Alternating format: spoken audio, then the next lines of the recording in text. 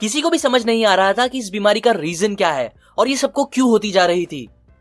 सारे अथॉरिटीज को तब लग रहा था कि ये जरूर हवा की वजह से हो रही होगी, क्योंकि उस टाइम पे इंग्लैंड की हवा बहुत खराब हो चुकी थी। लेकिन तभी इस भयानक सिचुएशन में जॉन स्नो नाम के एक विजनरी डॉक्टर आते हैं, जो इस बारे में डीप रिसर्च करने लगते हैं अपनी पूरी जान लगा के, और फिर एक मैप बनाते हैं। इस मैप में वो फैक्ट्स, रीजंस और लोकेशंस मार्क करते हैं उन लोगों के जिन्हें कॉलेरा स्टार्ट से होना चालू हुआ, और जो लोग मर रहे होते हैं इस बीमारी से उनके। ये मैप बनाते हुए डॉक्टर स्नो को अचानक रियलाइज होता है कि ये सारा डेटा जो उन्होंने मार्क किया होता है मैप पे, वो बस एक ही चीज की तरफ इशारा कर रहे होते हैं, और वो चीज होता है एक पानी का पंप जो सोहो के एकदम बीच में लोकेटेड होता है। और फिर ये देखकर अचानक उन्हें समझ आ जाता है कि कॉलेरा हवा से नहीं बल्कि पानी से फैल रहा है। जिसके बाद फिर वो फौरन ये आइडियाज और रिसर्च अथॉरिटीज को दिखाते हैं और उन्हें पानी के सप्लाई को बंद करने के लिए कन्विंस कर लेते हैं, जिससे फिर सब कुछ चेंज और सही होने लगता है। वो लोग पानी को प्यूरिफाई करते हैं और दुनिया को एक बहुत बड़ी चीज पता चलती है, जिससे बहुत से लोगों की जानें भी बच जाती है। ऑथर अपने करियर में काम करते हुए इस कॉलेरा की कहानी से बहुत बार टकराए थे,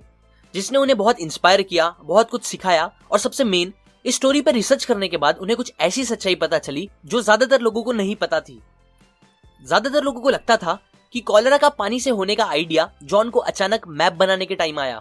जबकि रियलिटी ये थी कि डॉक्टर को यह आइडिया बहुत पहले से ही हो रहा था कि शायद कॉलेरा पानी से होता है। इनफैक्ट सोहो में ये सिचुएशन होने के 6 साल पहले से वो इस थियरी पे काम कर रहे थे, और वो मैप जो उन्होंने बनाया था वो तो बस उन्होंने अथॉरिटीज के लिए बनाया था ताकि वो उन्हें कन्विंस कर पाए और अपनी थियरी प्रूव कर पाए। यहां तक कि कॉलेरा पे रिसर्च करना उनका मेन काम नहीं था,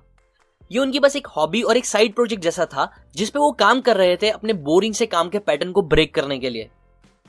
और एक और इंपॉर्टेंट बात, स्नो ने ये रिसर्च अकेले नहीं कंप्लीट की थी, बल्कि उनके साथ एक और इंसान था जिनका नाम हेनरी व्हाइटहेड था, जो एक लोकल विकर थे,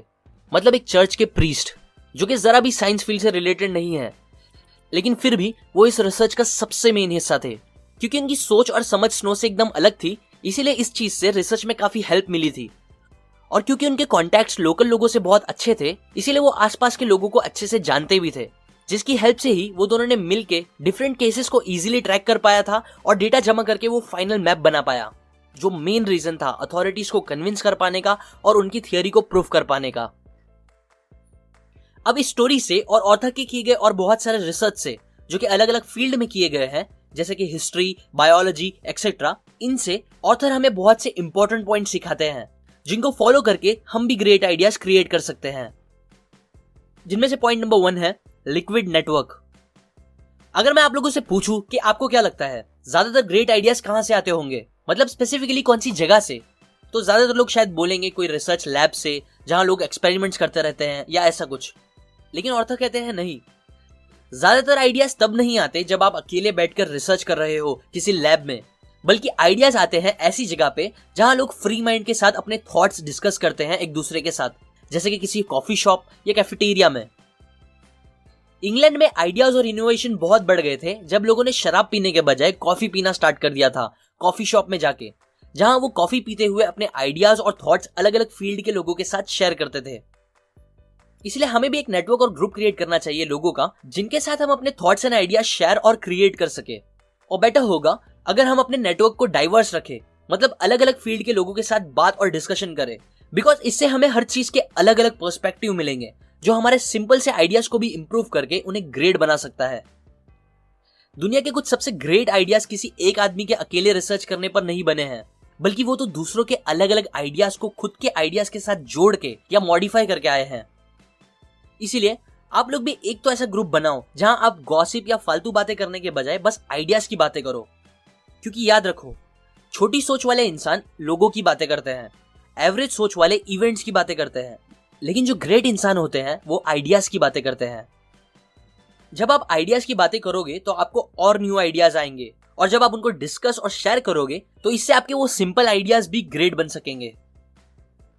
point number 2, break the pattern.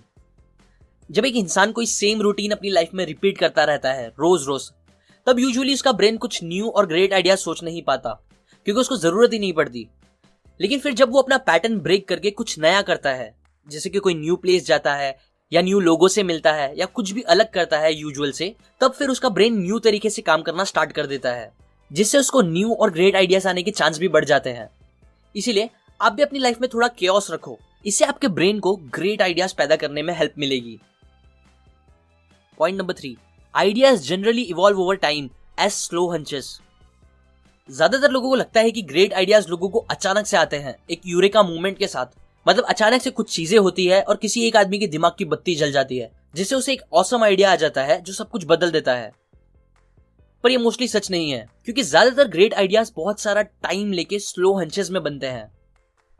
Tim Berners ने एक बुक पढ़ी थी, जिससे इंस्पायर होने के बाद उन्होंने ऑलमोस्ट 20 साल तक इस टॉपिक पे काम किया। तब जाके वर्ल्ड वाइड वेब, जो इंटरनेट का एक बहुत इंपॉर्टेंट हिस्सा है, ये आइडिया एग्जिस्टेंस में आया और रियलिटी बन पाया, जिसका यूज आज हम सब करते हैं और इनफैक्ट आप शायद अभी भी कर रहे हो।